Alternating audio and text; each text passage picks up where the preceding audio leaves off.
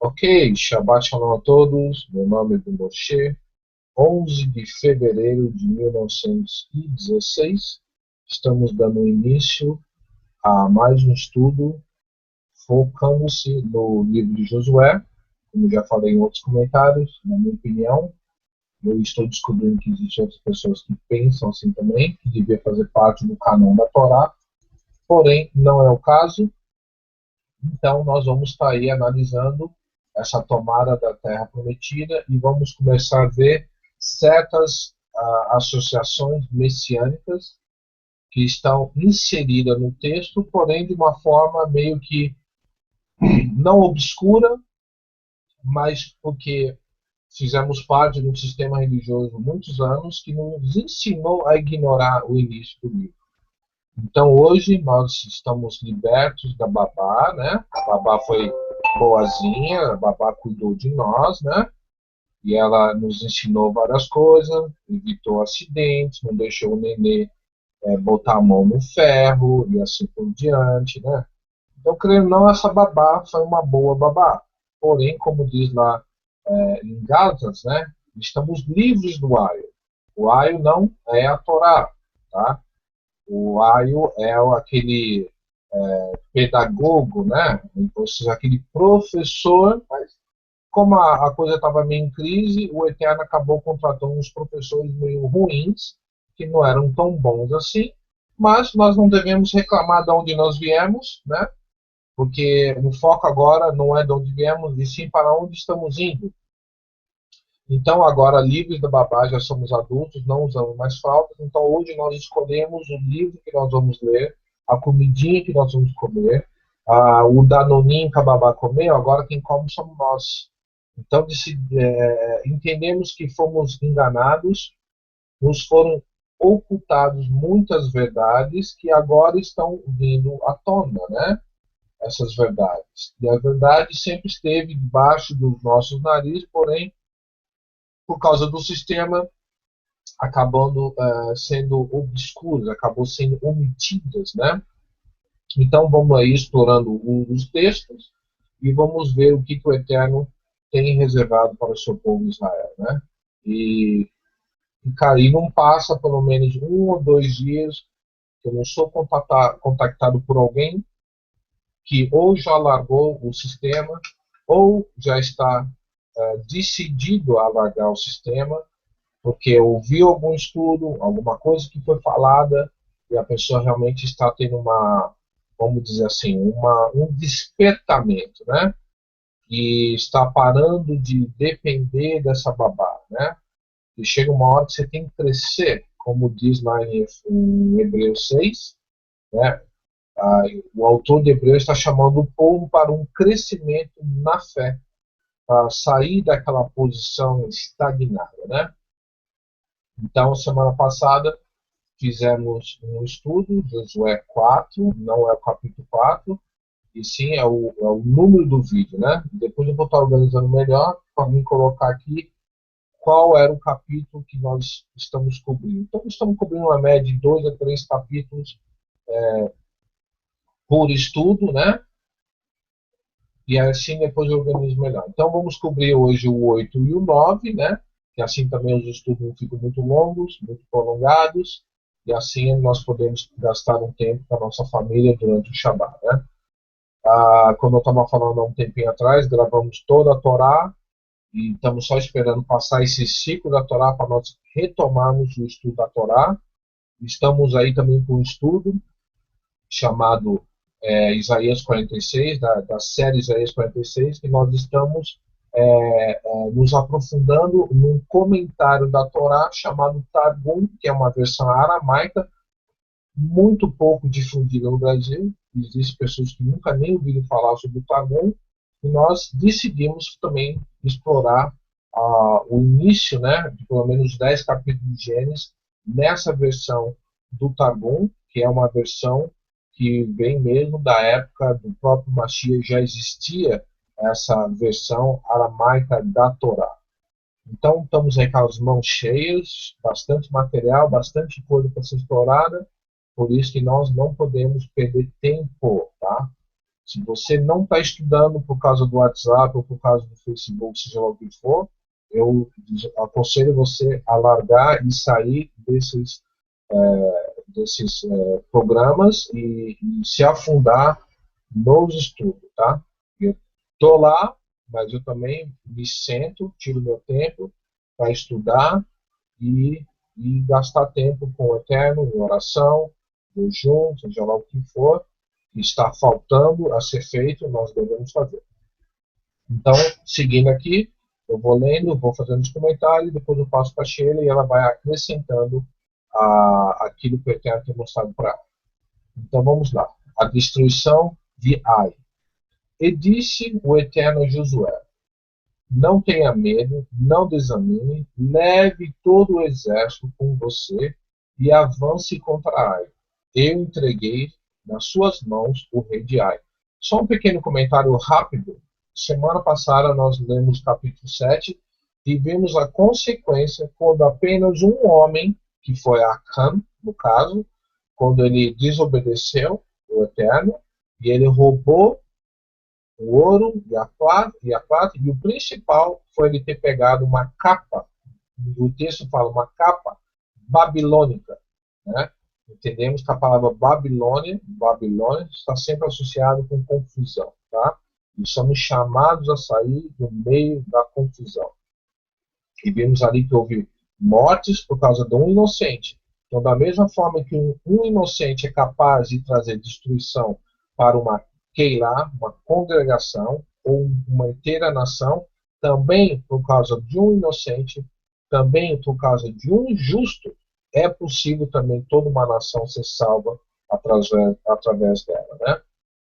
Isso também, o próprio Caifás falou isso a respeito do Mashiach. Prosseguindo.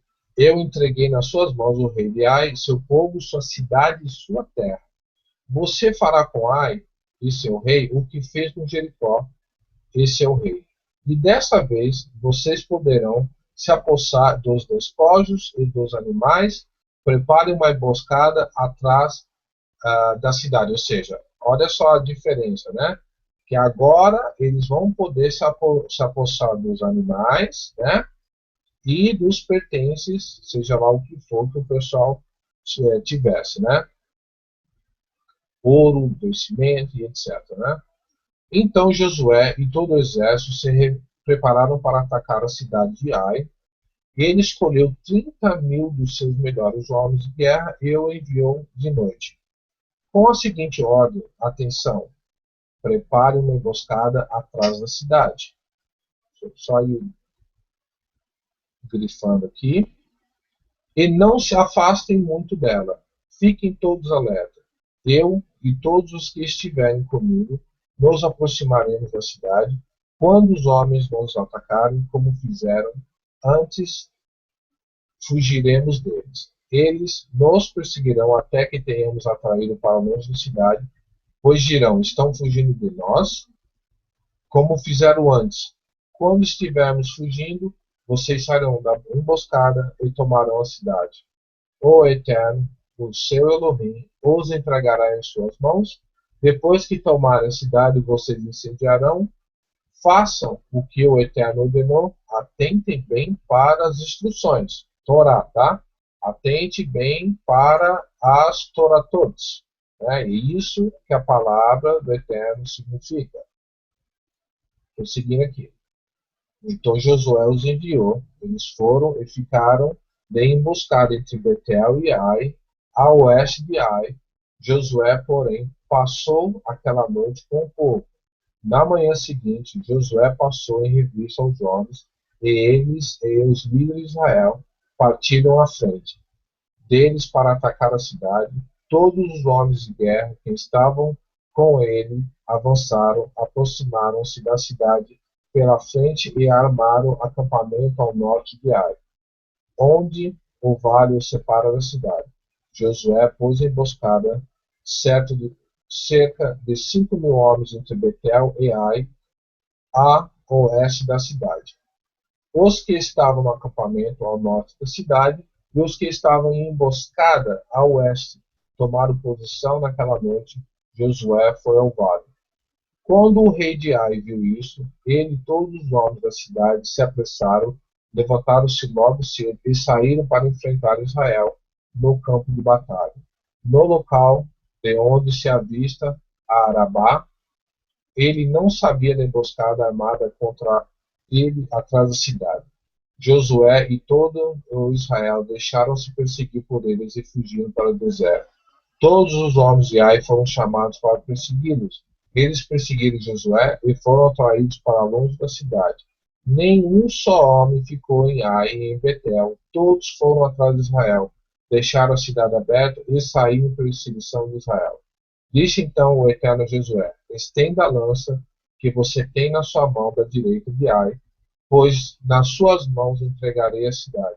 Josué estendeu a lança na direção de Ai. Só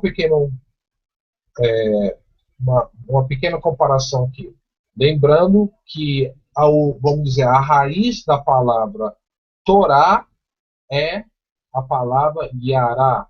E Yará significa fazer justamente isso aí que o Eterno está mandando Josué fazer. Pegar um arco, colocar uma lança no arco e esticar ela como se estivesse mirando por um alvo. Olha só, vamos ver o que vai acontecer aqui. Pois nas suas mãos entregarei a cidade. Josué estendeu a lança na direção de Ai, e assim que o fez, os homens da emboscada saíram correndo da sua posição, entraram na cidade, tomaram-na depressa e incendiaram. Quando os homens de Ai olharam para trás e viram a fumaça da cidade subir no céu, não tinha para onde escapar, pois os israelitas que fugiam para o deserto se voltaram contra os seus perseguidores. Vendo Josué e todo Israel que os homens da emboscada tinham tomado a cidade, e de que dessa subia fumaça, deram meia volta e atacaram os homens de Ai. Os outros israelitas também saíram da cidade para lutar contra eles, de modo que foram cercados, tendo os israelitas dos dois lados. Então os israelitas os mataram, sem deixar sobreviventes, nem fugitivos, mas prenderam vivo o rei de Ai e o levaram a Josué. Israel terminou de matar os habitantes de Ai ao campo e no deserto onde os tinha perseguido. Eles morreram ao fio da espada. Depois disso, todos os israelitas voltaram à cidade de Ai e mataram o que lá havia ficado. 12.000 homens e mulheres caíram mortos naquele dia. Era toda a população de Ai, pois Josué não recuou a lança até exterminar todos os habitantes de Ai. Mas Israel se apossou dos animais e dos despojos daquela cidade, conforme a ordem que o Eterno tinha dado a Josué. Assim Josué incendiou Ai e fez dela um perpétuo monte de ruínas, um lugar abandonado até hoje. E enforcou o rei de Ai numa árvore e ali o deixou até a tarde. Lembrando que existe um mandamento na Torá que não é para deixar a pessoa pendurada, né? Ou seja, o cadáver não podia passar a noite inteira pendurado. Lembra? O mesmo aconteceu com Mashiach, pediram que para baixar o corpo, né? Então, o que eu estou querendo dizer com isso? Você viu que quando se obedece à Torá, você acerta o alvo que o Eterno tem estabelecido para nós, que foi justamente o que Josué fez. Ao pôr, ao pôr do sol, Josué ordenou que tirasse o corpo da árvore e que o atirasse à entrada da cidade, e sobre ele erguer um grande monte de pedras que perdura até hoje. A renovação da aliança no Monte Ebal. Então Josué construiu no Monte Ebal um altar ao Eterno, o Elohim de Israel, conforme Moshe, servo do Eterno, tinha ordenado aos israelitas. Ele construiu de acordo com o que estava escrito no livro da lei de Moisés, um altar de pedras não lavradas, nas quais não se usou ferramenta de ferro, sobre eles ofereceram ao Eterno. Às vezes as pessoas me perguntam, Bill, por que vocês não fazem sacrifício, sendo que você vê lá nos textos homens fazendo altares e oferecendo sacrifício ao Eterno? A razão é que, enquanto o tabernáculo era móvel, tá? Enquanto não se havia estabelecido um lugar fixo, isso podia se cumprir. Porque às vezes os que não entendem os princípios básicos da Torá, eles exigem de nós que nós venha fazer sacrifícios e ofertas, sendo que eu não posso fazer isso, porque o contexto bíblico existente hoje não me permite. O que tem que ser feito é o altar do Eterno, que já existe, e o Eterno falou que agora seria fixo ali. Esse mandamento não pode ser mudado. Estão entendendo? Então aqui vemos que fizeram um altar, né? E foi feito o que? Olha só que interessante. Uma renovação da aliança. Olha que lindo isso. Então vamos lá. E holocausto, sacrifício e comunhão. Ali na presença dos israelitas, Josué copiou nas pedras a lei que Moshe havia escrito, ou seja, deixou como se fosse ali um monumento, né? Um monumento com a Torá escrita no local. Todo Israel, estrangeiros e naturais da terra, com seus líderes, os seus oficiais e os seus juízes, estavam de pé dos dois lados da Arca da Aliança do Eterno, diante dos sacerdotes levitas que o carregavam. Metade do povo estava em pé, de frente do monte Gerizim, e metade de frente do monte Ebal. Tudo conforme Moshe, servo do Eterno, tinha ordenado anteriormente para que o povo de Israel fosse abençoado.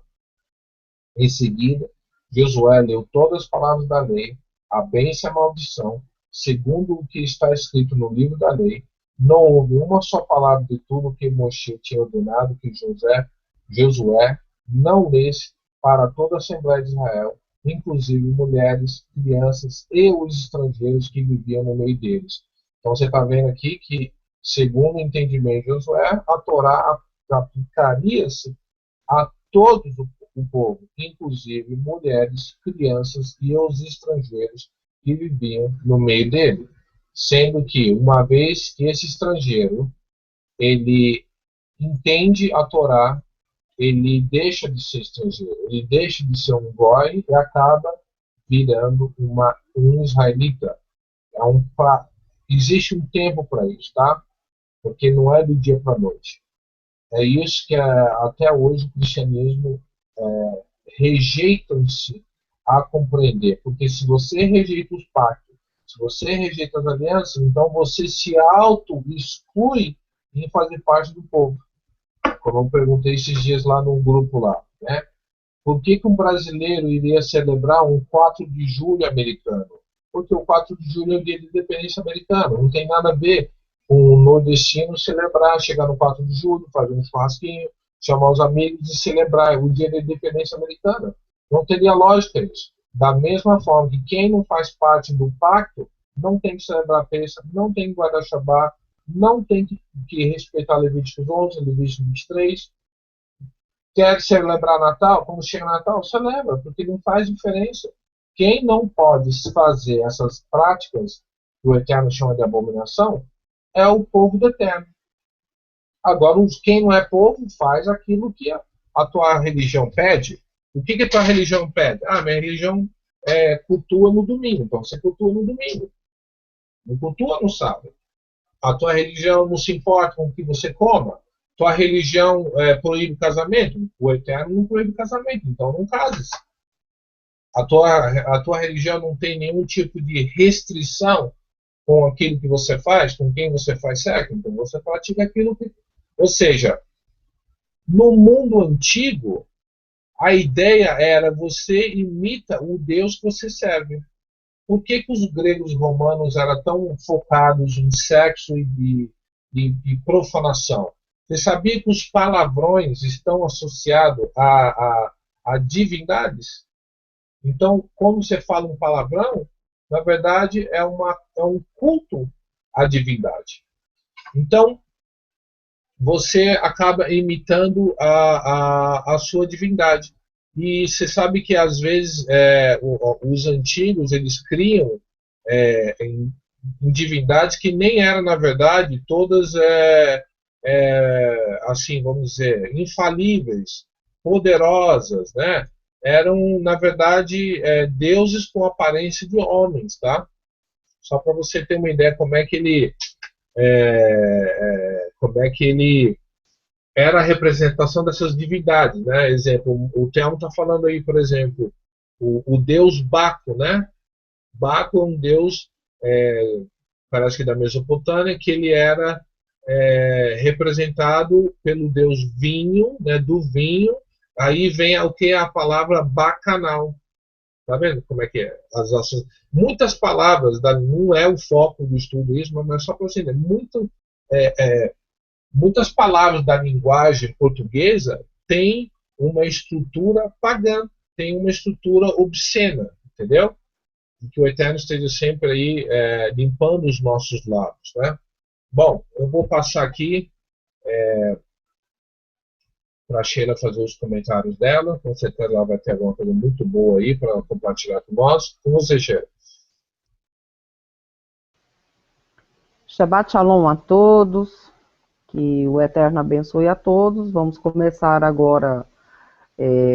Nós estávamos até antes falando, né, que nós gostaríamos de poder estar fazendo mais estudos, né, mas nós também temos algumas outras coisas para fazer, né, durante a semana, e temos grupos também, as pessoas que nos contatam, e na verdade eu quero, não sou muito de mandar abraços, mas gostaria de mandar um abraço para as pessoas que estão vendo a gente, que estão em grupos do WhatsApp, e claro, né, o nosso grupo do Facebook também.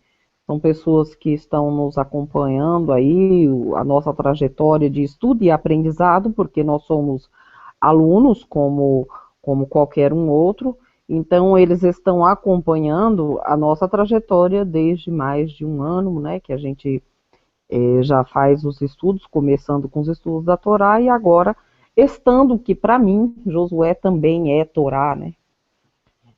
O Bill fala que Josué deveria fazer parte mesmo da Torá, né? Porque tem tudo a ver exatamente com o fechamento da Torá, né? Bill, eu compartilhei tela aí, você clica aí para que a tela seja compartilhada. Semana passada a gente estava falando lá do roubo lá de Aham, ou Acã, e eu fiquei de ver, né, o que foi realmente roubado em termos de prata e ouro, quanto que equivalia, tá? Então, eu fui no hebraico e vi que realmente se tratava de ciclo. E depois fui pesquisar quanto que era um ciclo. Então, um ciclo aqui, ó, tá? Ele equivale a 11,424 gramas, tá? E a RAM roubou, então, né? Deixa eu voltar lá na tela, tá? Ele roubou, então, 200 ciclos de prata e 50 de ouro, tá? Então, eu fui lá numa calculadora simples e fiz o cálculo. Então, dá 2 quilos, 284 gramas de prata, foi o roubo. E meio quilo de ouro, um pouco mais, né? Olha lá, ó, 571 gramas de ouro, que daria meio quilo, meio quilo de ouro, tá? Então, respondendo aí uma dúvida da semana passada, né? Que eu fiquei de olhar. Mas vamos lá então, agora, para este capítulo 8, tá? Em relação a quê? A lição aprendida pelo povo de Israel, tá? Porque muitas vezes a riqueza mesmo de uma nação, ela é compreendida, tá? Através mesmo da nação e de cada indivíduo da nação, né? Nós temos no Brasil que muitas pessoas falam sobre renda per capita. E a renda per capita, na verdade, é pego, né, a quantidade de dinheiro que tem numa nação e ela é dividida, né? Essa quantidade de dinheiro ela é dividida pela nação e multiplicada pela média de pessoas, né? Então, na verdade, é toda a nação que faz a riqueza da pessoa. Da mesma forma que a RAM deu problema lá quando roubou, né? Roubou o despojo que era para o templo. Então ele roubou, né? Uma quantidade que era muito pouca, tá? Na época. Então ele cometeu isso em Israel. Aprendeu o quê? Aprendeu a respeito da morte do transgressor. Por quê? Porque, claro, eles ficaram tristes por Aham ter morrido, tá? Eles não ficaram contentes. E eles se colocaram no lugar, claro, dos antepassados deles no deserto, que através da transgressão dos antepassados deles no deserto, houveram também várias mortes no deserto. Então eles se colocaram, né, também nesta dor, né? Mas, na verdade, o que acontece? Isso impulsiona, em certos momentos, a quê? Ou impulsiona a pessoa a ficar realmente a ter uma melhor coragem, né? Sentir como se fosse, como que eu posso usar uma expressão? Como fosse a expressão, olha, realmente eu faço parte desse povo e eu sou tão responsável por este povo quanto este povo é responsável por mim, quanto à expressão também de desânimo, né, por fazer parte, às vezes, de um povo que muitas vezes nós não estamos felizes, às vezes um povo que é corrupto, às vezes um povo que é blasfemo, um povo que é idólatra, né, muitas vezes isso não nos deixa muito contentes, né, mas o que nós temos que imaginar, né, que realmente a fidelidade do povo é que vai impulsionar o que aquele povo vai merecer, né? Na verdade, ninguém merece, mas seria como se fosse uma intervenção milagrosa do Eterno em relação ao povo. No caso, nós temos aí, né, de início, nós tivemos aí a derrota do povo de Israel por causa da transgressão de Aham. Então nós tivemos uma derrota. Agora nós estamos tendo o quê? A vitória sobre este povo, né? Existem duas coisas E a primeira coisa é o quê? É que quando houve a invasão de Jericó, houve, na verdade, uma intervenção milagrosa do Eterno, tá? Em Jericó.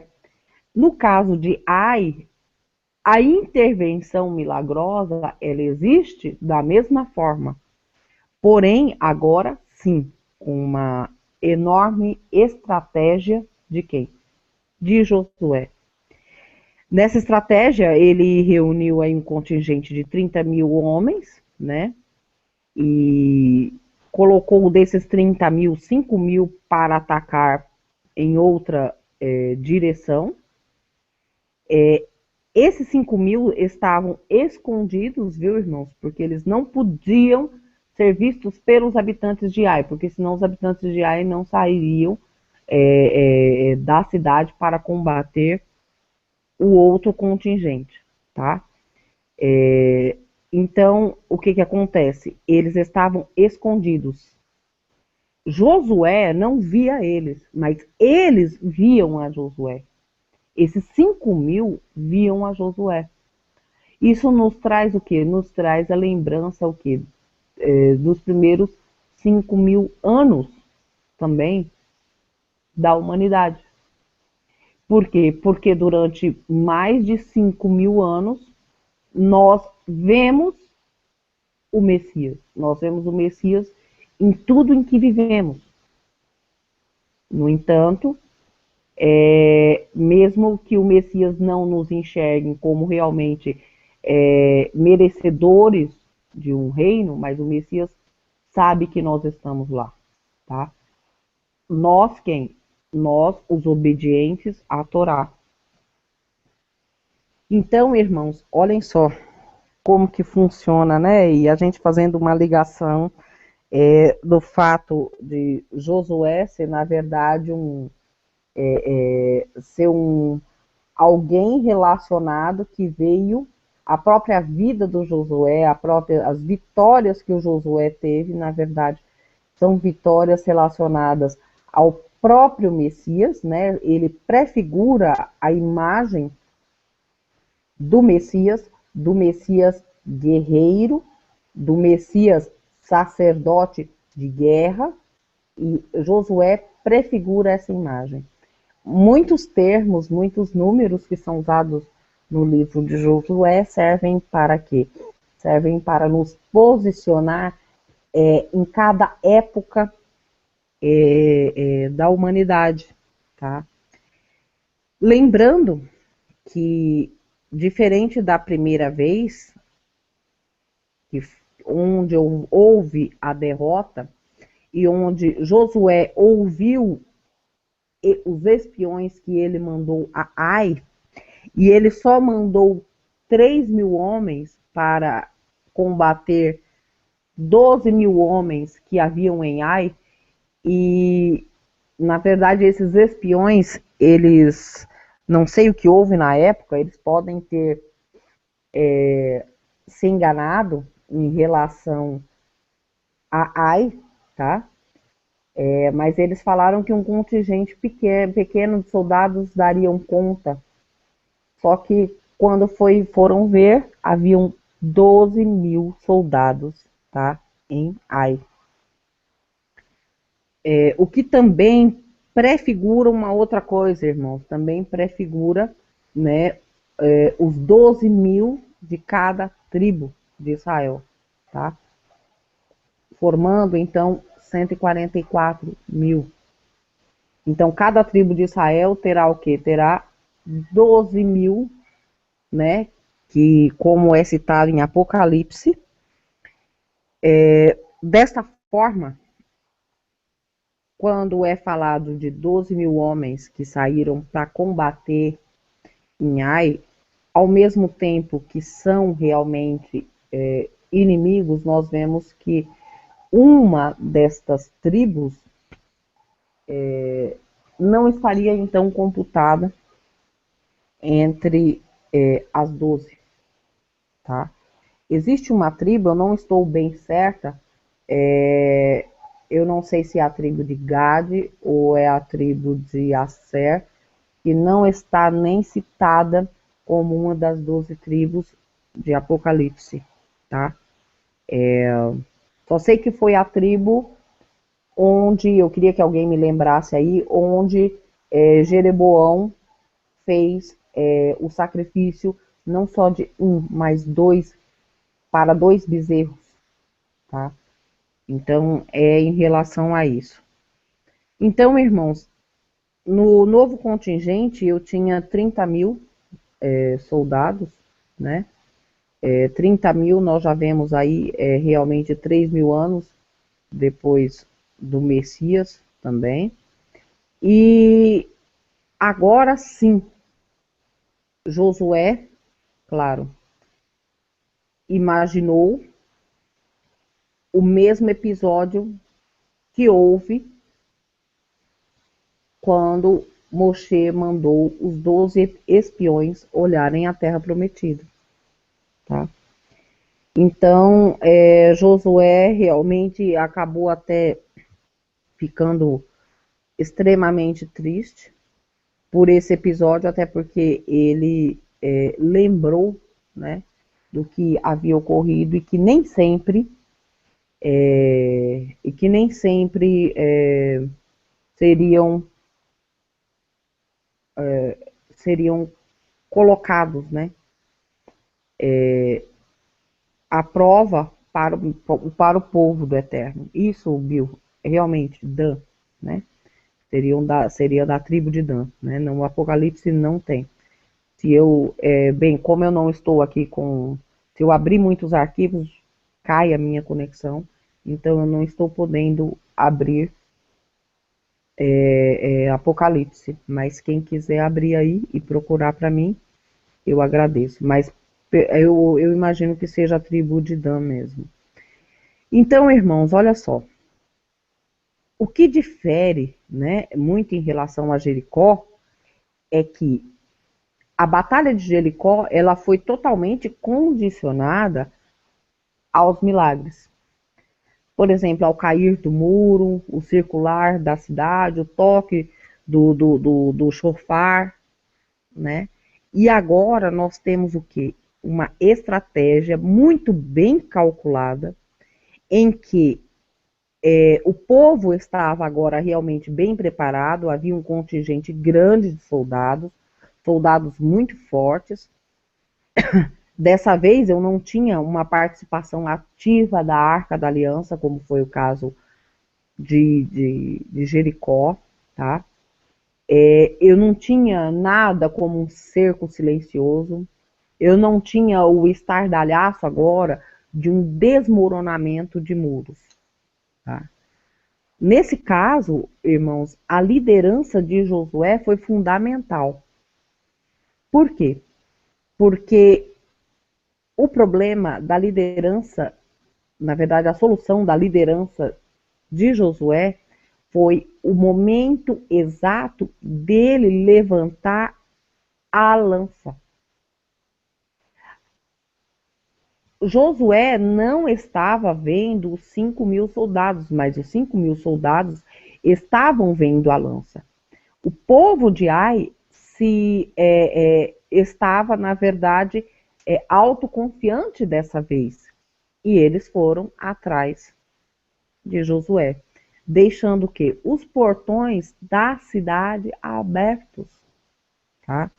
Então, quando eles saíram, eles se descuidaram disso, porque eles estavam confiantes nisso, tá?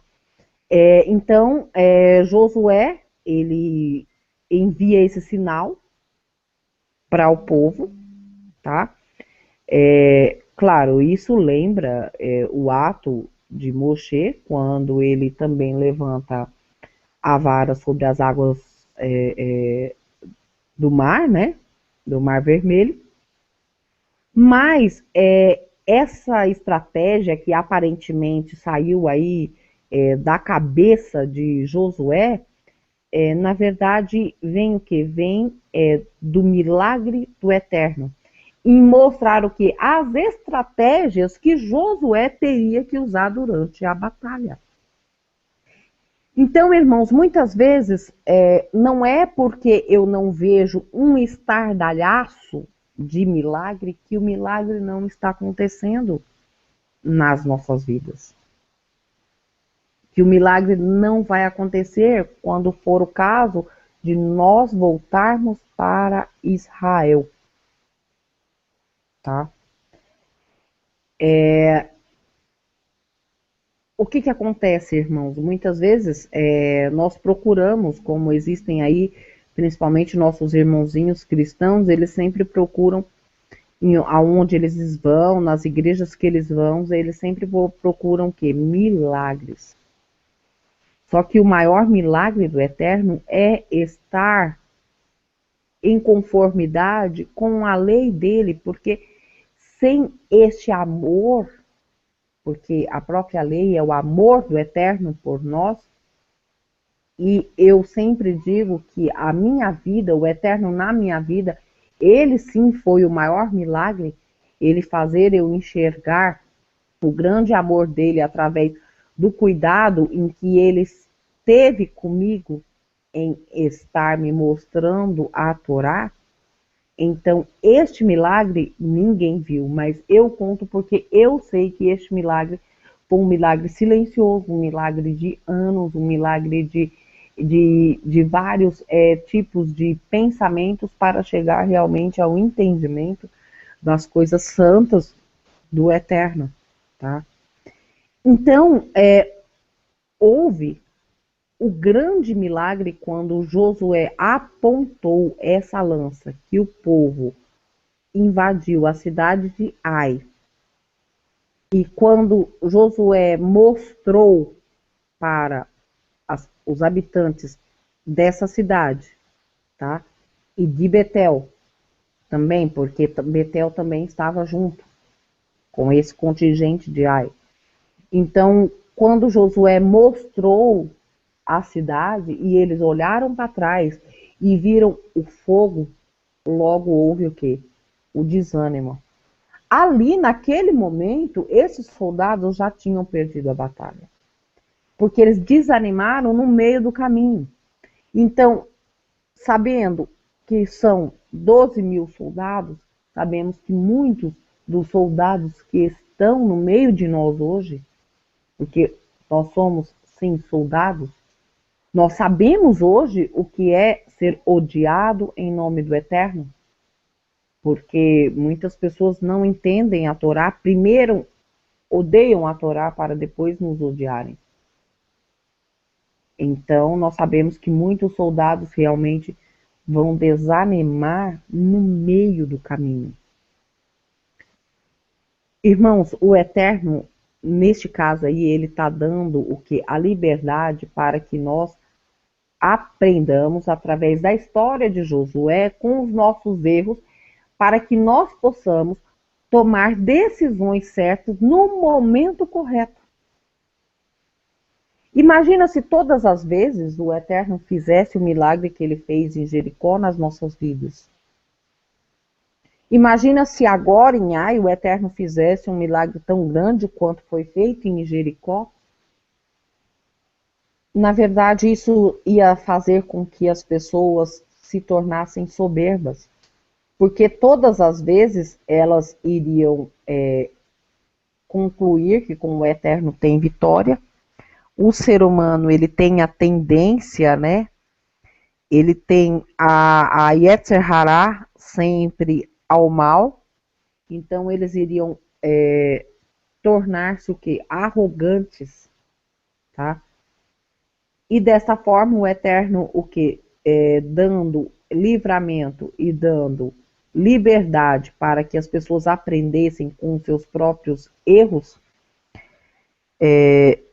o Eterno fez com que eles realmente assumissem agora a responsabilidade sobre a terra que eles iriam começar a habitar desde agora. Da mesma forma, irmãos, que aconteceu também a batalha contra os amalequitas, tá?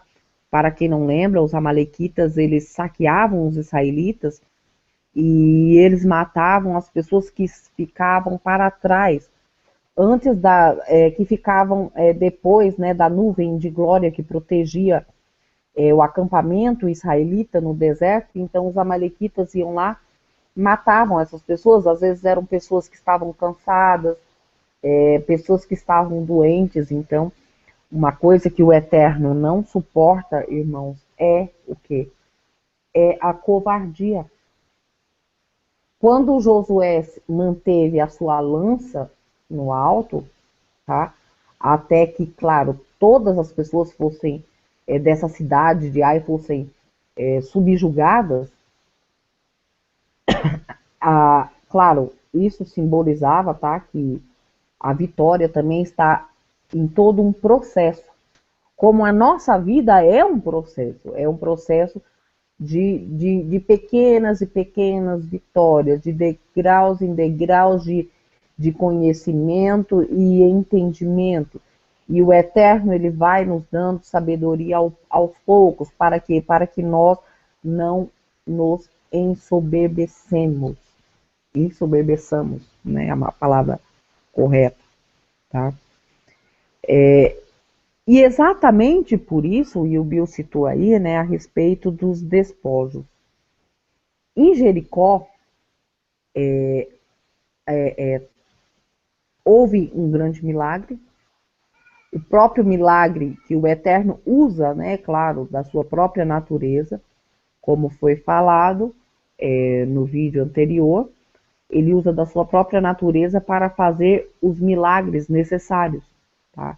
Claro, mas houve sim um grande milagre.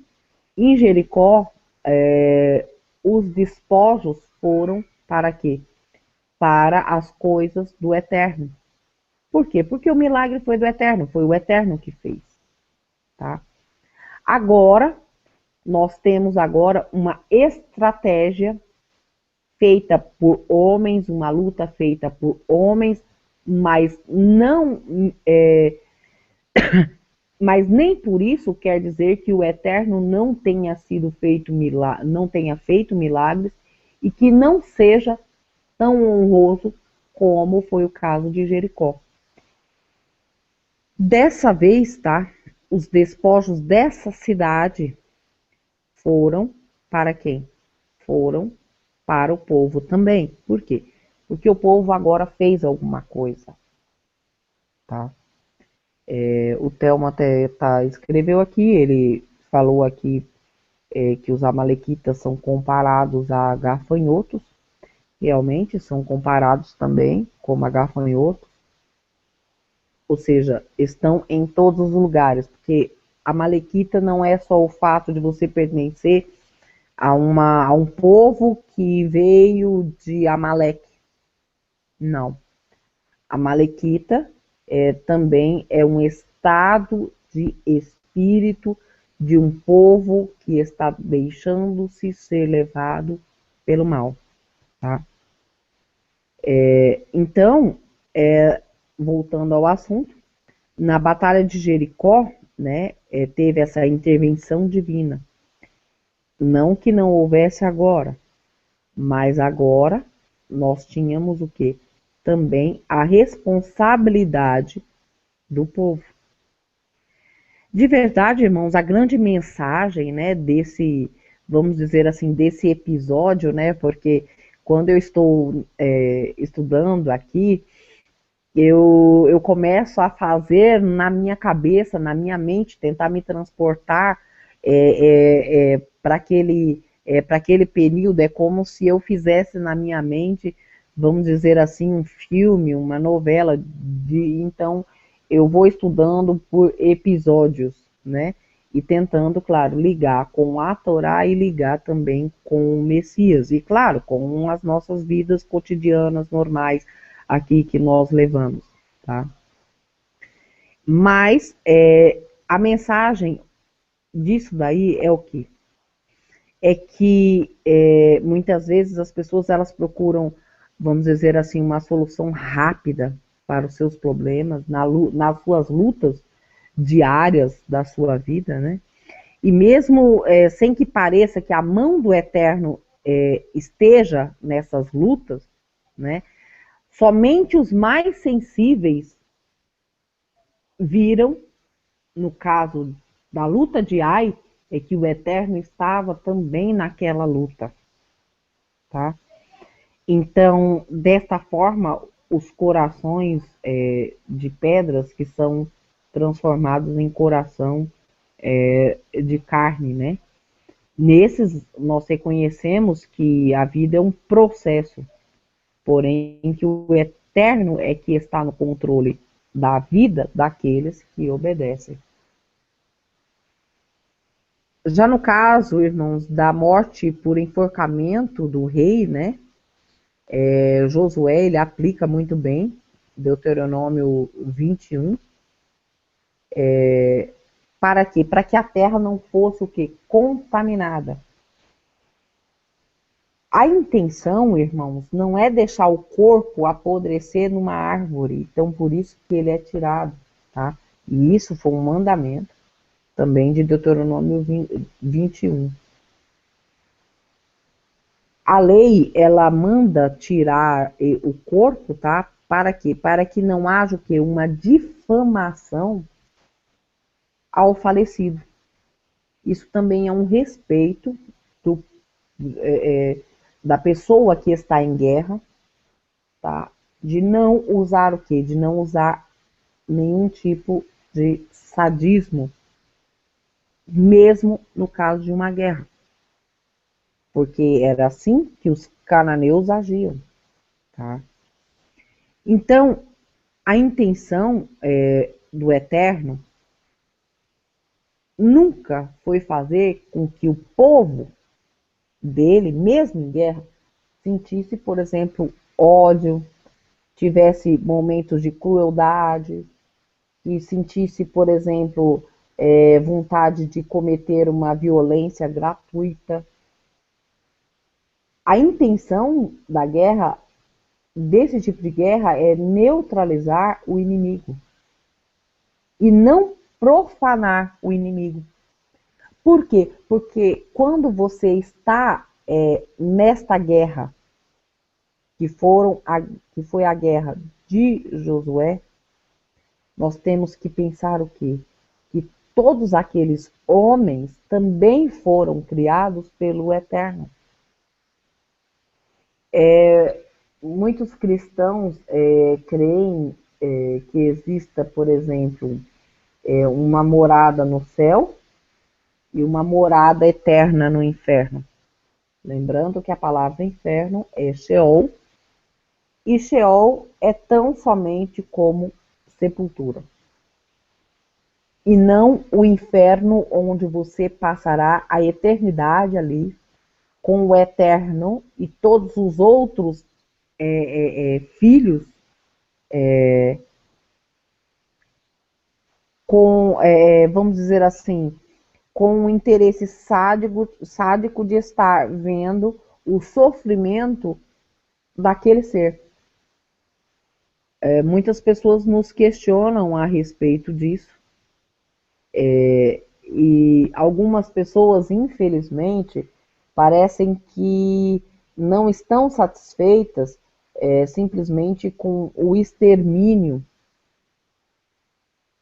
e a vida eterna que essas pessoas não irão ter. Então, elas não estão satisfeitas, elas querem mesmo ver o seu semelhante sofrendo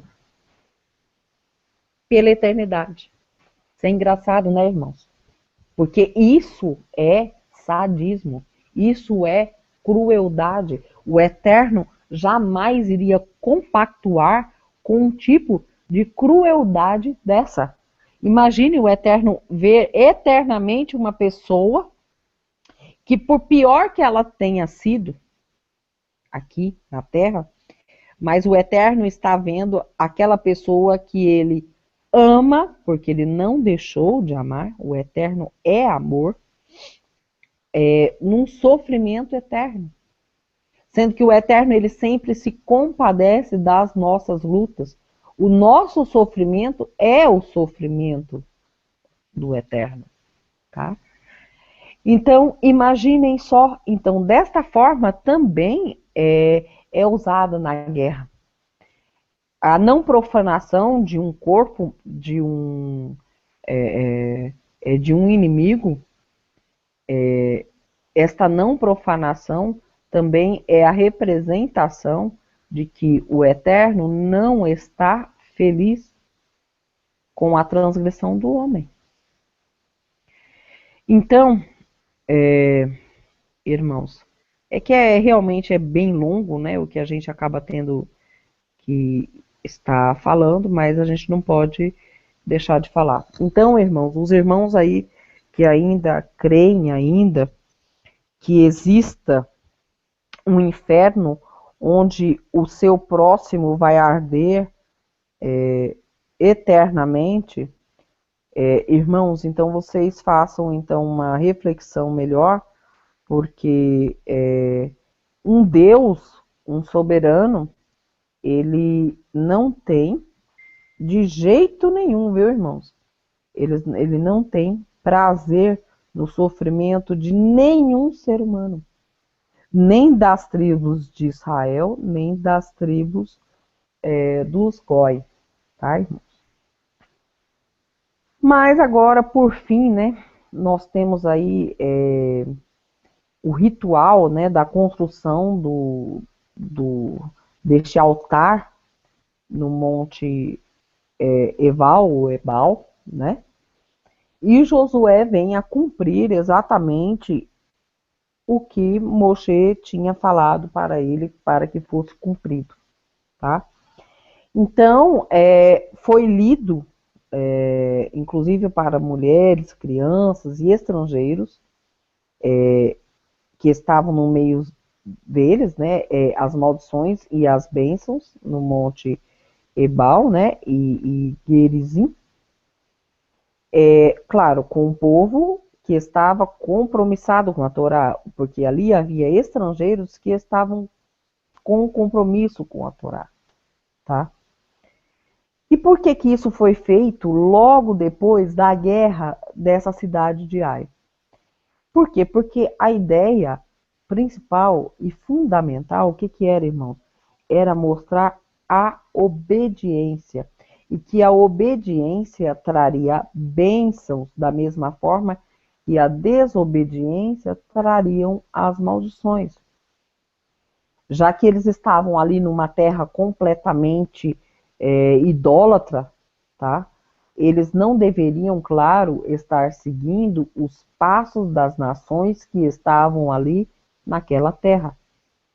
E é por isso que foi usado, irmãos, o símbolo, tá, de um altar que deveria ser construído com pedras inteiras, sem estar o que contaminado com as ferramentas, tá, usadas, por exemplo, para talhar uma pedra. Vamos relacionar, então, irmãos, essas pedras agora com pessoas, tá? As pessoas, elas não poderiam estar, então, contaminadas com o quê? Com o ferro das ferramentas que poderiam cortar estas pedras, tá? Por quê? Porque ferro, logo nós lembramos que ferro é arma, tá? E as armas são usadas para encurtar a vida. Então, quando nós usamos pedras, tá? E pedras que seriam pedras brutas, sem o uso de nenhum cortador de ferro, por exemplo, dessas pedras, nós estamos estampando que aquelas pessoas tenham uma vida longa, que elas não se metam nas guerras, que elas não transgridam para que não tenham que guerrear, tá, irmãos? Depois, se os irmãos, eu acabei não pegando aqui, na verdade, eu procurei o print, né, porque eu printei, mas eu não achei, mas depois, se os irmãos quiserem saber de mais coisas a esse respeito, Os irmãos podem consultar, tá, o Talmud Sotá 33, capítulo 33b, tá? E esse capítulo, ele relata que foi estampado nessas pedras também a tradução do texto também em 70 idiomas diferentes, irmãos, que são os 70 idiomas, as 70 línguas existentes na época, tá? E isso constituiria o que? Como se fosse um legado para Israel e para o mundo inteiro, tá? Incluindo que a preocupação do próprio povo de Israel e não só vincular a si próprio, como também a preocupação com o mundo inteiro, para que o mundo inteiro obedecesse a Torá. Então, quando foi escrito, né, a Torá nestas pedras, também é falado neste Talmud, e ela também foi escrita em todos os idiomas existentes na época, para que ficasse algo para o mundo inteiro e para todas as nações. Nações estas que viriam depois mesmo que Israel transgrediu, foi expulso da terra, tá, irmãos? Então, o povo do Eterno, o povo compromissado com a Torá, ele são também representantes do Eterno, tá? Representantes da lei em si mesmos, tá? Então, desta forma, eles não podem estar agindo conforme as nações e eles têm que ser o quê? Luz para as nações, tá? Então, este capítulo 8 de Josué, o objetivo dele, tá? Claro, houve o que? Uma guerra aí, mas o objetivo é algo muito mais elevado do que a própria guerra, tá? Porque a guerra que Israel fez não foi uma guerra de, vamos dizer assim, de pilagem, de sacrilégios, né? Não foi só não foi derramamento de sangue sem justificativa, tá? Porque o derramamento de sangue, ele deveria se tornar, né, como se fosse uma essência para a política do povo de Israel, para que não houvesse mais, claro, certo, irmãos? Claro, né, que há grandes dificuldades, né, para a execução de uma ordem dessa, já que o mundo acaba se revoltando contra o povo do Eterno, sempre foi assim, né, e vai ser assim até o final. Mas imaginem só, irmãos, imaginem só o sacrifício deste povo que estava então levando pedras que eram pesadas para cima de um monte. Então nós temos que ver que o nosso sacrifício também tem que ser grande. Eles levaram então estas pedras para cima de um monte, tá? Isso também mostra o quê? Mostra que Israel sobreviveu e vai sobreviver a qualquer investida de qualquer inimigo. Porque se o sacrifício de levar pedras pesadas para cima do monte foi feito pelo povo do Eterno, então contra o povo do Eterno não há quem seja contra o povo do Eterno, porque por mais que nos matem, ainda vai ter outro povo que o Eterno escolheu para si, não falando que as pessoas são escolhidas, que existe uma pré-eleição. Não. O Eterno, as pessoas que o Eterno escolheu para si são as pessoas que se fizeram noivas do Eterno, tá, irmãos? Então, o objetivo maior sempre do povo é a missão de guardar a Torá e ser luz para as nações, tá, irmãos? Então, desta forma, eu estou com o primeiro-ministro atual de Israel, e ele diz que Israel, independente do que acontecer, vai sobreviver. E quando ele fala isso, ele fala do povo e não da nação ao qual ele governa. Bem, minha parte deste capítulo está feita, então. Os irmãos que quiserem comentar alguma coisa, ou até o Bill, fiquem à vontade. Ok. Esses dias, nessa multidão de conversas, de chats, isso e aquilo outro, uma pessoa da religião do cristianismo, né, na visão do Oeste, né, ou seja, uma visão greco-romana das escrituras, né, ele falou algo que eu achei assim, interessante. Né? Ele julgou e condenou o Eterno pelas ações que o Eterno tomou em relação à Terra Santa, né? No caso Israel. Ou seja, então nós estamos aí vendo Josué avançando, né? Tomando a terra e matando pessoas. E ele acha um absurdo isso, que essa lei é maldita e toda aquela coisa que nós, né, já cansamos de ouvir, né?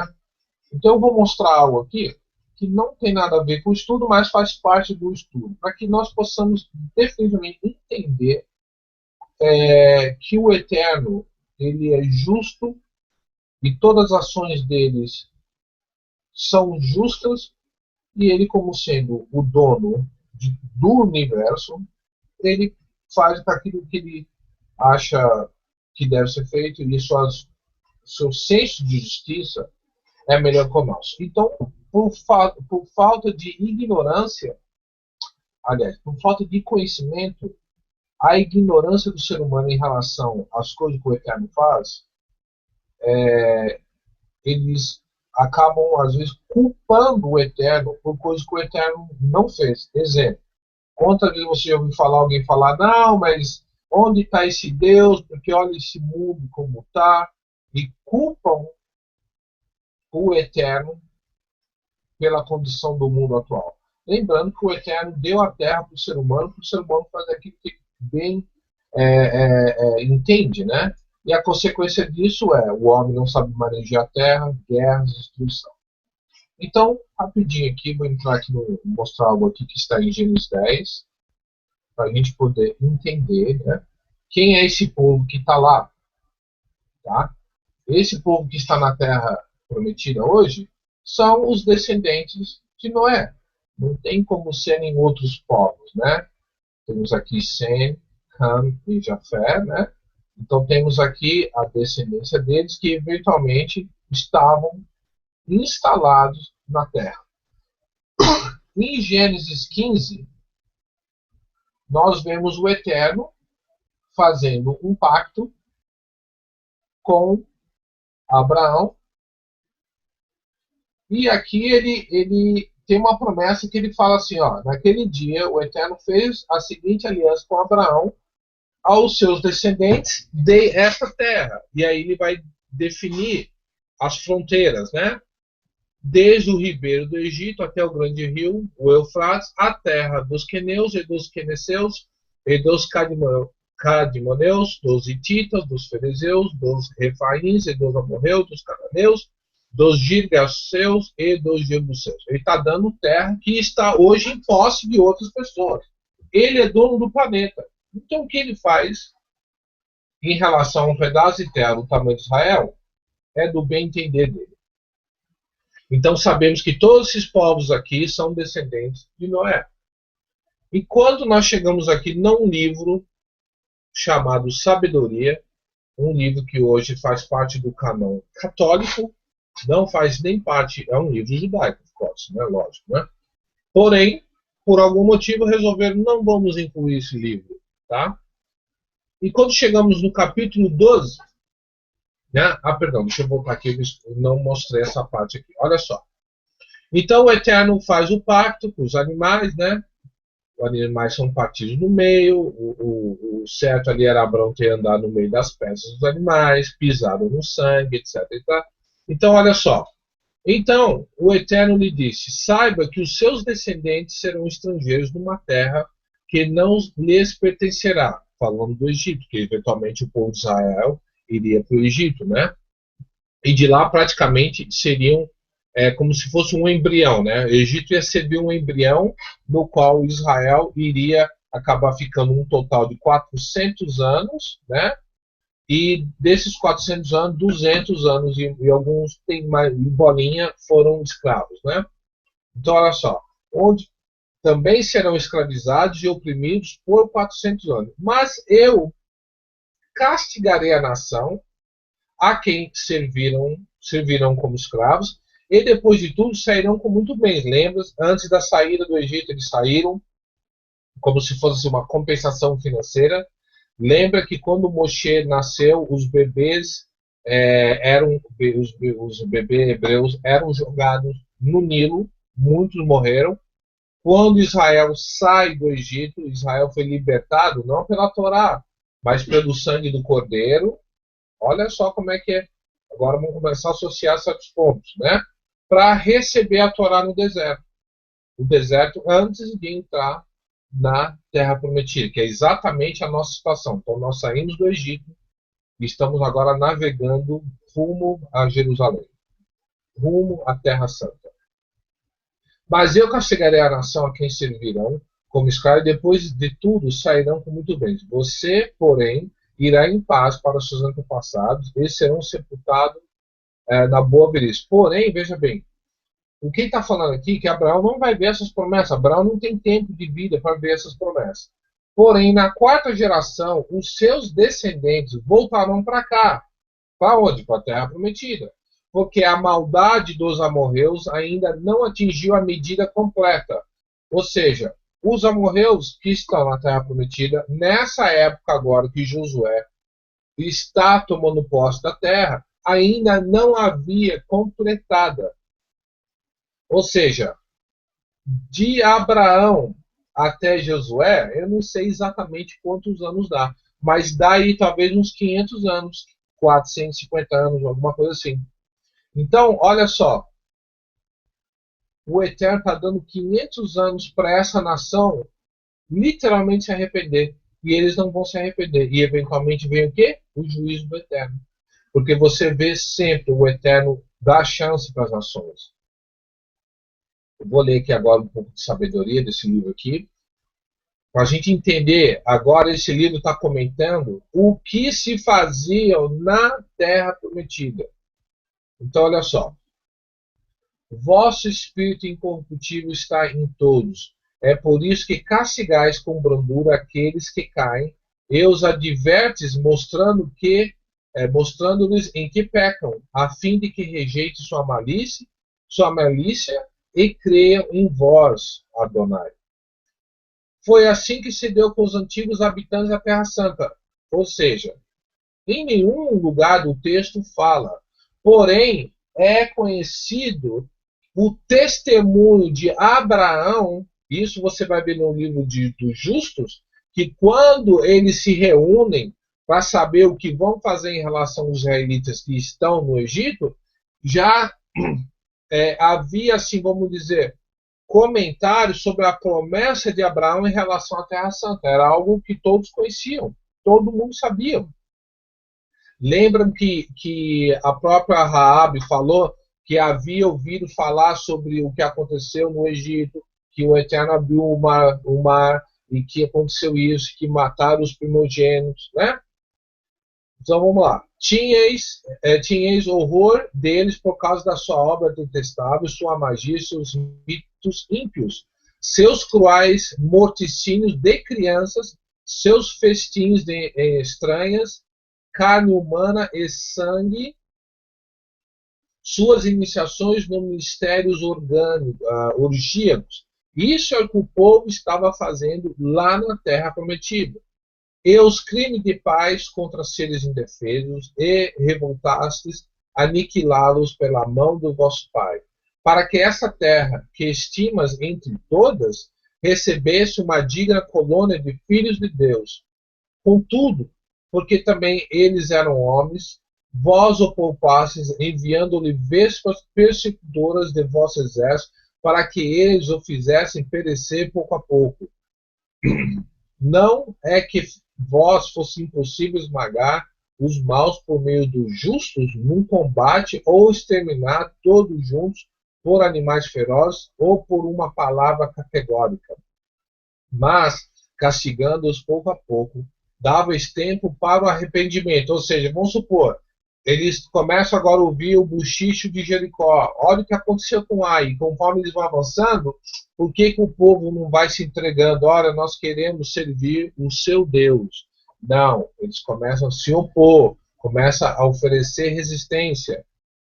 Mas, castigando-os pouco a pouco, dava-lhes tempo para o arrependimento, não ignorando que a sua raça era maldita. Ó, é uma raça maldita, mas o Eterno dá uma chance para se arrepender.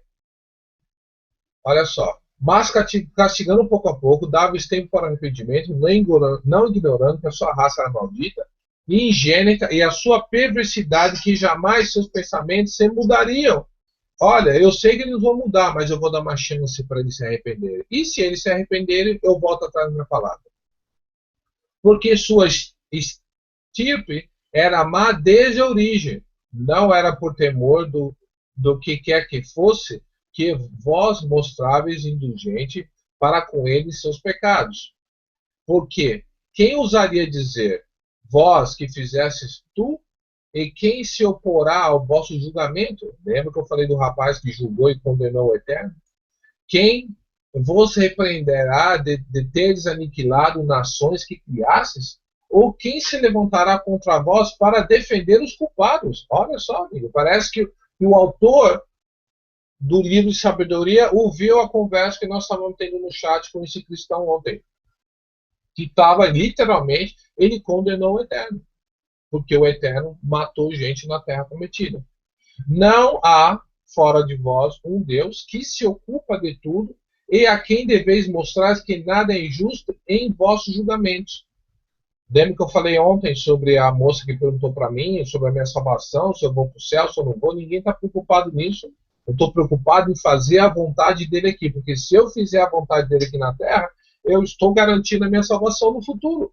E se ele não quiser me salvar, e se ele achar que eu não sou justo, que não deu, tá bom também, porque eu não estou perdendo nada em crendo e obedecendo. Nenhum rei, nenhum tirano que vós possa resistir em favor dos que castigastes, mas porque sois justos, governais com toda a justiça e julgais indigno de vosso poder condenar quem não merece ser punido, porque vossa força é o fundamento da vossa justiça, e o fato de ser Senhor de todos, vós torna indulgente para com todos. Mostrai vossa força aos que creem no vosso poder e confundis os que não conhecem e ousam afrontá-la.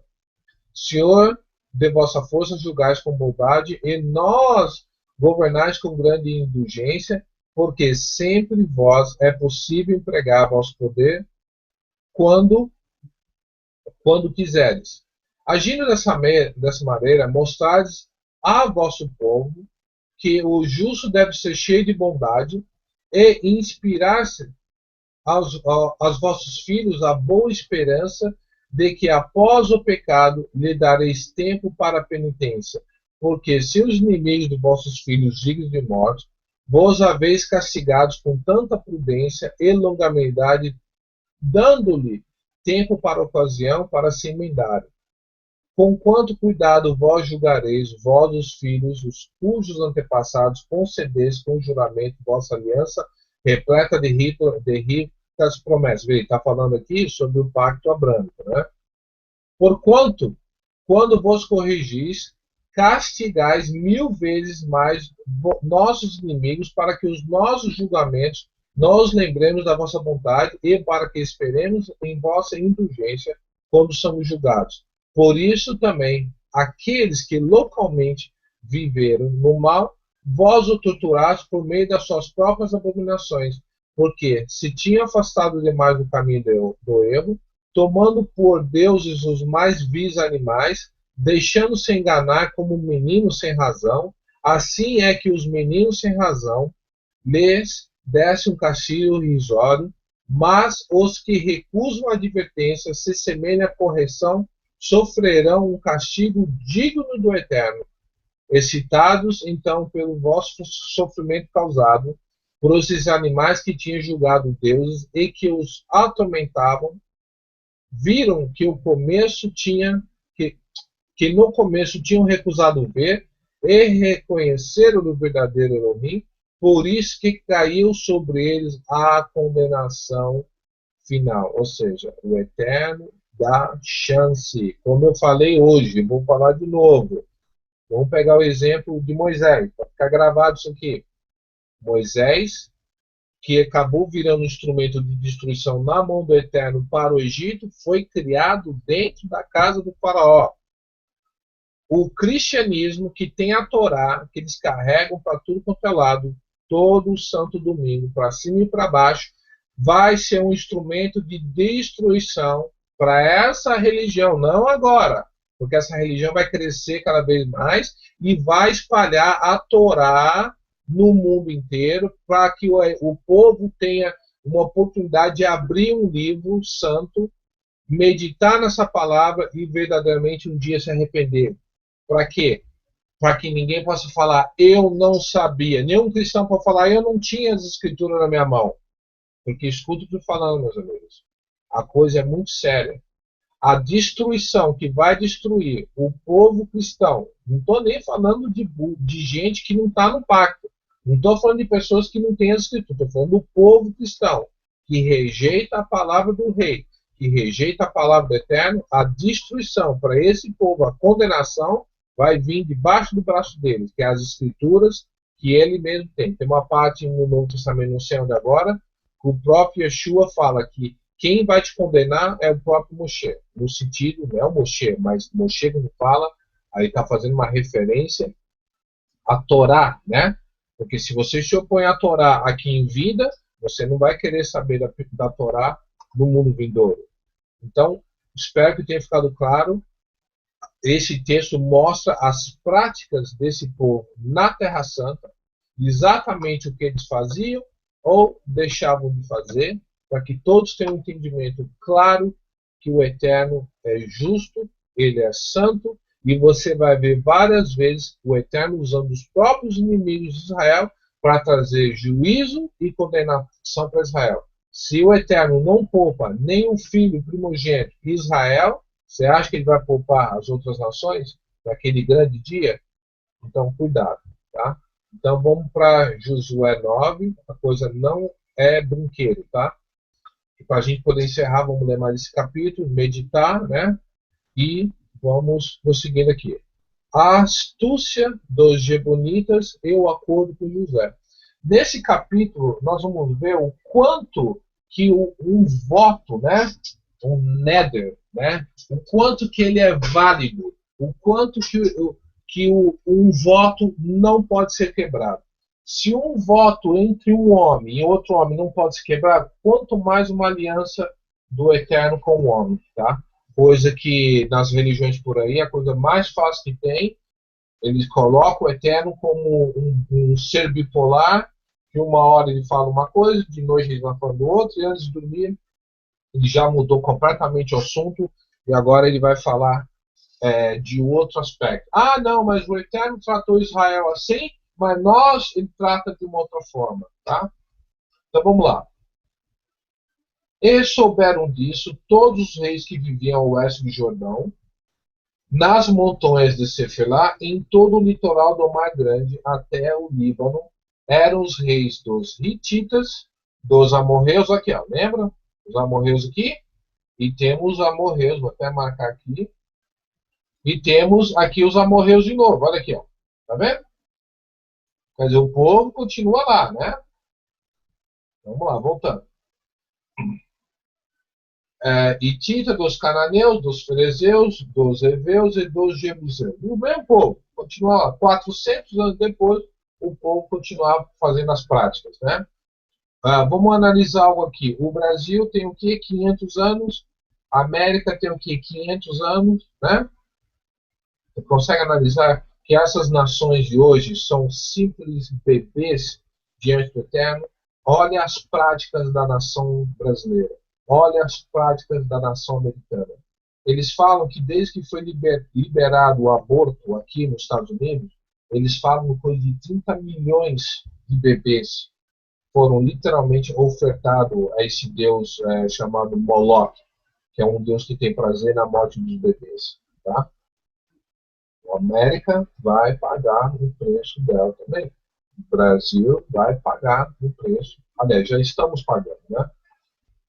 Contudo, peraí, eles se ajuntaram para guerrear contra Josué e contra Israel. Eles quiseram batalhar, não quiseram nem tipo, vamos tentar fazer um acordo de paz, vamos tentar ver se a gente consegue aí apaziguar, porque esses povos já tinham lido Gênesis 15. Esses povos tinham conhecimento dessas promessas, tá? Contra Josué e contra Israel. Contudo, quando os habitantes de Gibeon souberam o que Josué tinha feito com Jericó, tá vendo? Justamente o que no livro de sabedoria está falando. As pessoas estão, como é que fala? Estão ouvindo, né? Literalmente, não quero usar esse termo, mas para a gente entender que a fofoca estava se espalhando pela Terra Santa e que as coisas não iam acabar bem, né? Porque eles estavam vendo que o Eterno realmente estava dando força, né, para eles, né? 4. Recorreram a um ardil, enviaram uma delegação trazendo jumentos carregados de saco, gastos e vasilhas de ouro, velhas, rachadas, remendadas. Os homens calçavam sandálias gastas e remendadas e vestiam roupas velhas.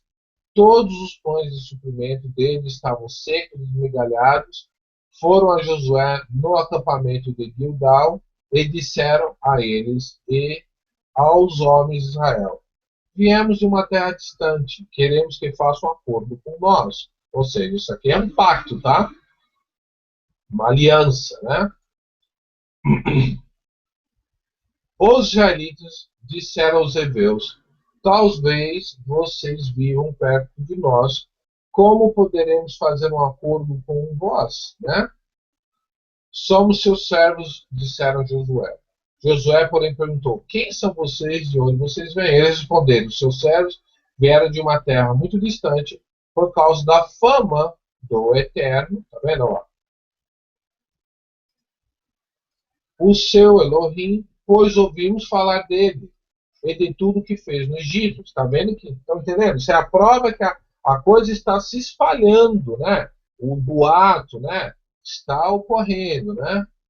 O seu Elohim, pois ouvimos falar dele e de tudo que fez no Egito e de tudo o que fez aos dois reis do amorreus, a leste do Jordão, Seom, rei de Hesbom, e Og, rei de Bassá, que reinava em Astorete. E aos nossos líderes e todos os habitantes da nossa terra nos disseram: juntem provisões para a viagem, vão encontrar-se com eles e digam-lhes: somos seus servos, façam um acordo conosco. Este nosso pão estava quente quando embrulhamos em casa no dia em que saímos de viagem para cá. Essas vazias, perdão, mas vejam como agora está seco e esmegalhado. Essas vasilhas de couro que enchemos de vinho eram novas, mas agora estão rachadas, e as nossas roupas e sandálias estão gastas por causa da longa viagem. Os israelitas examinaram as provisões dos hebreus, mas não consultaram ao Eterno. Aqui vai vir um grande problema, tá vendo? Então Josué fez um acordo de paz com eles, garantindo-lhes pouparem a vida, e os líderes da comunidade ou confirmaram com o juramento. 3 dias depois, olha só, tá vendo? 3 dias depois está associado com o quê? Ressurreição, né? Restauração. Depois de fazerem acordo com os gibeonitas, os israelitas souberam que eram vizinhos e que viviam perto deles. Por isso partiram de viagem e 3 dias depois chegaram à cidade dos hebreus, que era Gibeon, Kefira, Beerot, Kiriat Jearim, mas não os atacaram, porque os líderes da comunidade lhe haviam feito um juramento em nome do Senhor, o Elohim de Israel. Ou seja, não, mesmo sabendo que foram enganados, não se podia quebrar o juramento. Vocês lembram essa semana que eu falei sobre o lance da Ketubá? Por que Moshe teve que quebrar a Ketubá, ou seja, as tábuas da lei? Para quê? Para evitar um casamento entre o Eterno e o seu povo. E se esse casamento tivesse concluído, o Eterno teria que cumprir a Torá em Israel e teria que destruir Israel por causa da idolatria do bezerro de ouro. Tá? Você vê como que era sério. Hoje, você tem que...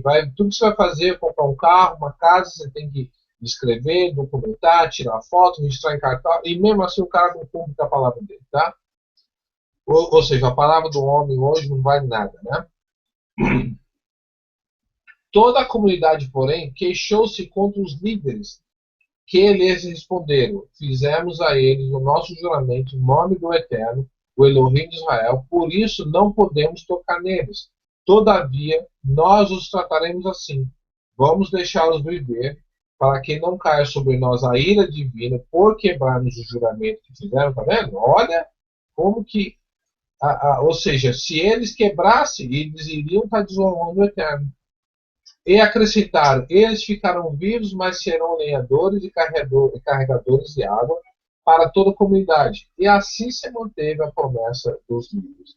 Então Josué convocou os gibeonitas e disse: por que vocês nos enganaram, dizendo que viviam muito longe de nós, quando na verdade vivem perto? Agora, vocês estão debaixo de maldição, nunca deixarão de ser escravos. Ou seja, eles não vão poder ser povo, gente.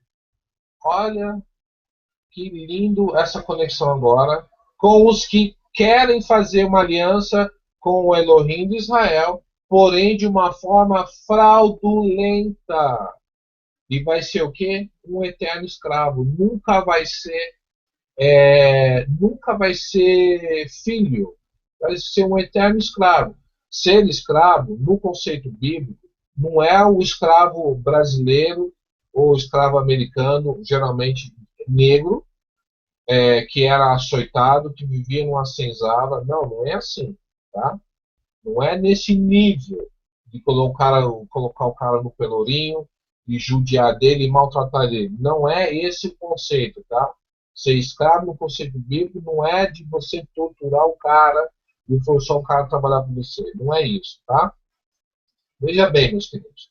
Muitos hoje, através do sistema religioso, estão fazendo uma falsa aliança com o Eterno que eles não têm interesse algum de cumpri-la. Tá? Olha, vamos fazer uma aliança, porém eu só vou guardar 2 mandamentos da Torá. Olha, eu só vou guardar alguns mandamentos da Torá. Não, esses outros mandamentos eu vou criar uma teologia sistemática e vamos chamar mandamentos morais versus mandamentos sacerdotais. E os mandamentos sacerdotais eu só vou cumprir com algum, que é o batismo, a Santa Ceia, que também não tem nada a ver com a escritura, né? E vamos congregar, e vamos construir templo. Esse povo que estão pervertendo o verdadeiro sentido da aliança, que é justamente o que esse povo fez aqui, nunca vão chegar a uma posição de filhos, porque estão fazendo com segundas intenções, como se fosse uma barganha, tá? Rachando lenha e carregando água para a casa do meu Elohim. Então responderam a Josué: os seus servos ficaram sabendo como o Senhor, o seu Elohim, ordenou que o seu servo Moshe lhes desse toda essa terra e que eliminasse todos os habitantes da presença de vocês. Tivemos medo do que poderia acontecer conosco por causa de vocês. Por isso agimos assim. Você sabe que tem pessoas entrando em aliança com o Eterno por medo de ir para o inferno, ou então com medo de perder o emprego, E não é isso.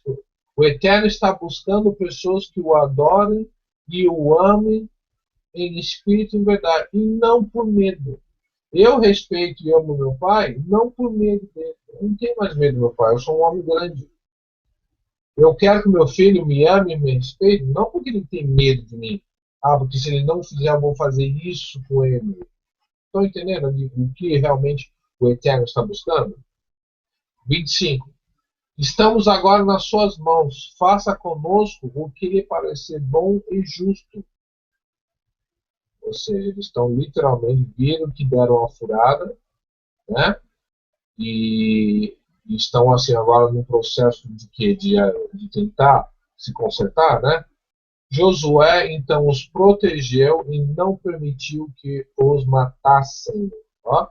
Mas naquele dia fez dos gibeonitas lenhadores e carregadores de água para a comunidade e para o altar do Senhor, no local que o Eterno escolhesse, e é o que eles são até hoje, né? Dá a entender quando eu leio aqui que eles ainda são assim hoje, né?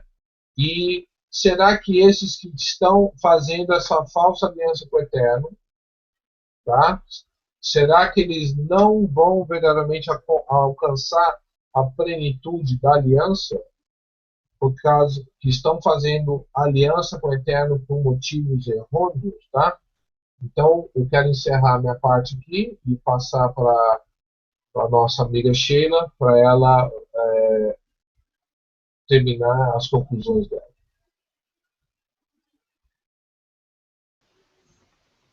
Vamos lá então, irmãos, a este capítulo.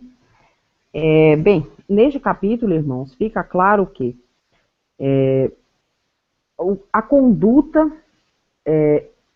do povo em relação a quê? Em relação a uma guerra, em relação ao povo que se render numa guerra, tá? Então, é claro, né, que no caso desta cidade, ela deveria ter se rendido a partir do momento em que o povo chegou antes de atravessar o Rio Jordão. E por quê? Porque uma mitzvah você colocar primeiro um acordo de paz na nação. Todos já sabiam que o povo tinha chegado ao Rio Jordão e que eles iriam atravessar o Rio Jordão. Todos souberam que houve o milagre da abertura do Rio Jordão, da mesma forma que houve o milagre da abertura do Mar Vermelho. Tá? Então, é dada a ordem primeiro, né? Essa ordem está em Deuteronômio, capítulo 20, para quem quiser depois olhar, para que primeiro seja feito um acordo de paz. No entanto, isso não se refletiria, por exemplo, a nações pagãs, idólatras, como é o caso, né, dos amorreus, né, e de todas essas nações aí citadas. Inclusive esta, né, que ficou sem jeito. No entanto, irmãos, depois que o povo, né, atravessou o Rio Jordão, então este acordo, né, a não aceitação deste acordo, faria com que realmente houvesse guerra a todas as nações, inclusive a esta. Tá? Eu estava vendo um comentário de Rambam a respeito do caso dessa nação aí, tá? E Rambam diz que eles provavelmente, né, não tinham conhecimento deste acordo que é falado em Deuteronômio 20, desse acordo de paz que o povo, né, faria, né, com qualquer um que se propusesse a estar em paz com o povo de Israel, tá? O que significa, né? O que significaria, né, para esse povo caso eles tivessem se rendido? Significaria que eles não estariam, no caso, como servos, e sim como iguais ao povo, como companheiros, tá, ao povo de Israel. Então, esta seria a condição deles estarem realmente em paz, tá? No entanto, claro, né, que nós sabemos que Josué era um cumpridor das leis. Josué, ele quis, né, levar, né, esse acordo de paz a estas nações, tá? Mas as nações, claro, não aceitaram. Infelizmente, hoje nós vemos que o Eterno quer realmente fazer com o povo dele, tá? A renovar a aliança, e o povo se recusa, tá? Só que o que acontecerá, né, em tempos finais? Acontecerá que pessoas, né, algumas pessoas que estariam então desavisadas, né, nesse desespero, da mesma forma que essa nação, né, dos gibeonitas estava em desespero, tá? Mostrou-se então desesperada em relação a Josué, e considerando, tá, que com o episódio da caída do muro de Jericó fez com que eles realmente ficassem apavorados, tá? Porém, muitos deste povo, tá, estava realmente preparado para lutar, porque muitas vezes é muito mais fácil você lutar contra o Eterno, contra o povo do Eterno, do que você simplesmente se render. O problema é que muitas vezes pode não haver um tempo hábil para isso, tá? Que é se render ao povo, também é se render às leis do Eterno, tá? Então, mostra então este capítulo, né, o desespero deste povo. Porém, este povo poderia não ter sido, por exemplo, servos do povo de Israel, e sim serem considerados como iguais. Mas há sempre a hostilidade, né, destas nações, né, com os que eles consideram invasores israelitas, porque na verdade o povo israelita ele estava voltando para a terra que sempre foi sua. Eles não eram invasores. Invasores eram os cananitas, que tomaram posse da terra que não era deles, e não cumpriam as ordenanças relacionadas à terra, né? Hoje nós temos aí um segmento religioso que diz que os israelitas não têm mais parte com a terra, não têm mais parte com o Eterno, que agora é a vez deles, né? Qualquer semelhança não é mera coincidência, tá?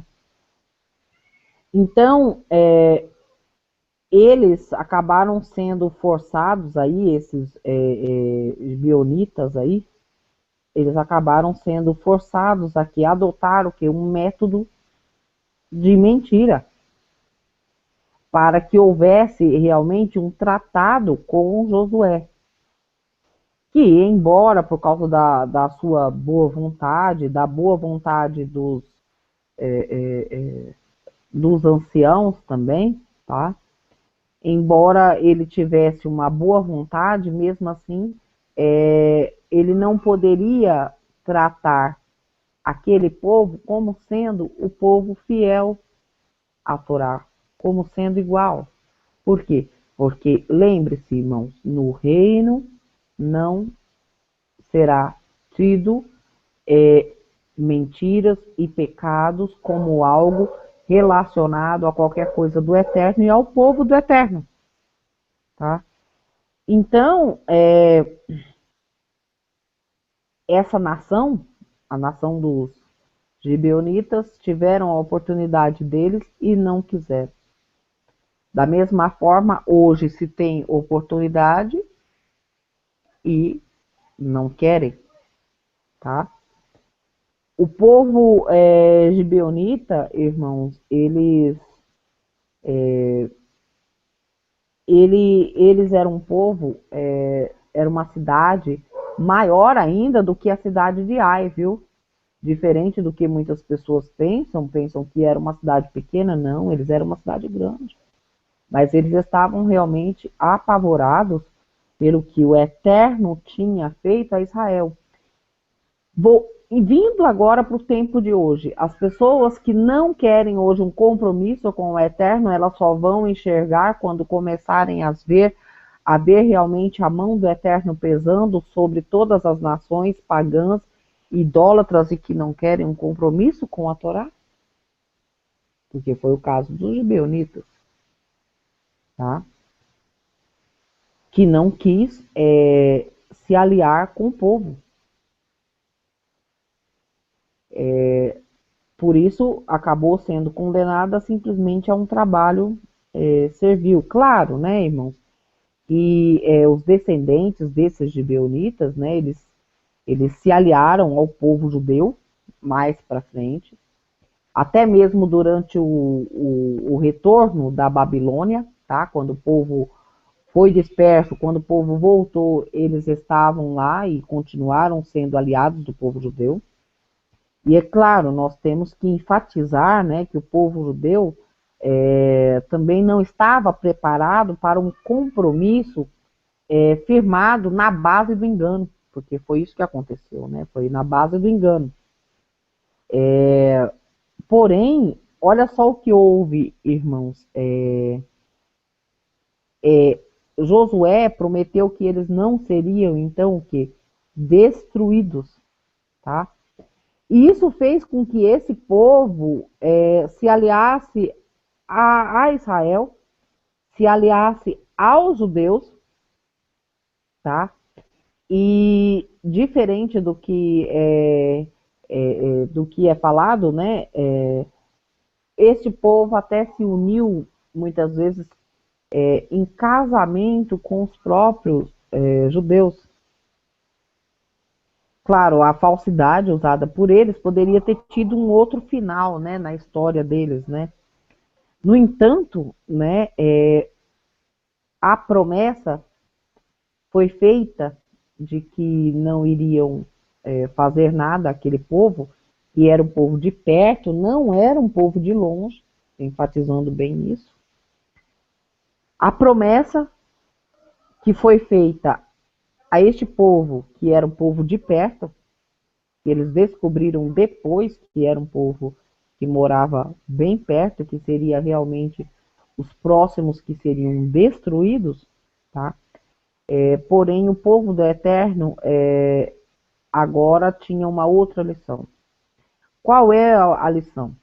A lição de que algo prometido em nome do Eterno tem que ser honrado, que não pode ser revogado, porque nada do Eterno é revogado, conforme as leis também do Eterno não são revogadas, tá? Então, imaginem só, caso o povo do Eterno não cumprisse, por mais que eles tivessem o direito de acabar ainda com esse povo, imagina se o povo do Eterno, que jurou pelo próprio Eterno, não tivesse, então, revogado, né? Tivesse revogado e tivesse atacado. O que esse povo dos gibeonitas aí, o que esse povo iria pensar, irmãos? Eles iriam pensar que o Eterno, né, junto com o seu povo, não cumpririam o quê? Promessas. O que não seria diferente, claro, do panteão de deuses que eles próprios adoravam, tá? Então, irmãos, é o respeito que nós temos que ter hoje em qualquer coisa que nós fazemos para o Eterno. Por quê? Porque a Torá, junto com as leis que o Eterno deu ao povo, junto com a própria história do povo, que é a própria profecia para os tempos que nós estamos, e para os tempos ainda que nós não alcançamos ainda, mas nada pode restar dúvida. Porque a Torá, ela não deixa dúvida alguma, tá, irmãos? Então, a importante lição para o povo é o seguinte: para esse povo é o que? É saber o que? Discernir a verdade da mentira, discernir o certo do errado, o bem do mal. Então, a cada capítulo de Josué, nós temos o que? Uma lição que o povo aprendeu. Aprendeu o que? Para ter a terra prometida, para ser digno realmente da terra prometida e saber como se comportar agora com toda a responsabilidade na mão desta terra prometida que foi dada a este povo que eram agora tzadiques, que eram justos perante ao Eterno, tá? Então, irmãos, essa é a minha parte aí para esse capítulo. E obrigada aí a todo mundo. Que o Eterno abençoe a todos. Ok, encerramos aqui o nosso estudo, né? Geralmente estendemos sempre um pouquinho mais, porque tínhamos o compromisso de seguir uma ordem na Torá, né? E fizemos estudos que chegou a levar 3 horas, então teve vezes que nós não conseguimos acabar na própria sexta-feira, né? E tivemos que fazer no dia seguinte terminar a parte 2, né? Então a ideia nesse estudo não é estender tanto assim, né? Eu acho que o estudo já deu aí mais ou menos, sei lá, uma hora e pouquinho, não sei, não consigo ver aqui. Semana que vem nós vamos estar falando aí. Eu quero ver se eu consigo fazer pelo menos um estudo de Josué durante a semana. Não sei o dia, porque às vezes eu vou trabalhar um pouco mais longe. E por causa dessa diferença de horário entre nós e vocês, né? Hoje está dando 2 horas, né? Teve época que estava dando 3 horas de diferença, né? Aí deu 2 horas de estudo. Então, tem dia que eu trabalho mais perto, conseguimos fazer mais cedo, que nem foi o caso de hoje, etc., né? E eu quero ver se eu consigo fazer aí pelo menos uma média de uns 2 a 3 estudos por semana. Mas assim, de uma forma pausada, sem correria, sem estar atropelando, porque as coisas do Eterno não devem ser feitas assim. Mas, porque nós temos assim uma pressa também de concluir os trabalhos, temos que retomar os estudos sobre a Brit Hadashah, colocando a Brit Hadashah também num contexto hebraico. Já fizemos o livro de Gálatas, Efésios e Romanos, tá? E eu tenho recebido assim comentários excelentes de pessoas que realmente estão sendo edificadas e estão entendendo, tá? E eu quero também retomar o estudo sobre Isaías 46, que são os comentários direto do Targum, né? Que nós iniciamos a semana passada. Ou seja, realmente temos muita coisa para estar fazendo e pouco tempo, né? Então temos que o que for fazer de uma forma eficiente, né? Para que o Eterno possa estar trazendo um esclarecimento, né? Então semana que vem vamos estar falando sobre Josué 10, aonde existe o evento, né? O dia em que o sol parou. E eu descobri durante uma pesquisa que eu andei fazendo algumas semanas atrás aí que existe relatos, olha que interessante, existem relatos em outras comunidades no mundo sobre um dia que foi muito mais longo do que o normal. Então, realmente, outras comunidades atestam sobre isso. Então, nós vamos estar lendo documentos históricos, registros históricos, vamos também falar sobre o que é que causou isso e como é que isso ocorreu, tá? Então, tem bastante coisa para nós estarmos explorando, bastante coisa para nós estarmos assim, colocando a nossa mente para trabalhar e examinar o quanto o Eterno é maravilhoso. Então, vamos nos despedir aqui. Shabbat Shalom a todos, que o Eterno Senhor abençoe. E amanhã, né, podemos fazer mais algum trabalho aí, né, dependendo da disponibilidade de cada um. E que o Eterno nos abençoe todos. Shalom Aleichem.